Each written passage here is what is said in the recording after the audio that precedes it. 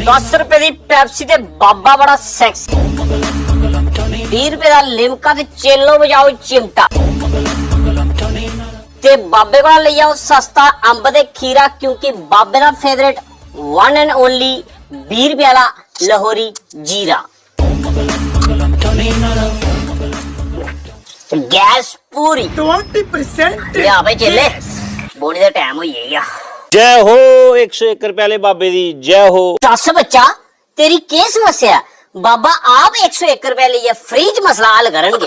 परेशानी के दसा बाबा, पूरा सोआ लंगी है, अंबे दी बाहर भी जाने वाली है, पर अल्ले थोड़ी अंब नहीं खाने थोए बाबा। बस इन्नी सारी समस्या, कड 101 रुपया हूं बाबा तेरा हल करदा। 101 मेरे कोल से खाली बाबा 1 रुपया है।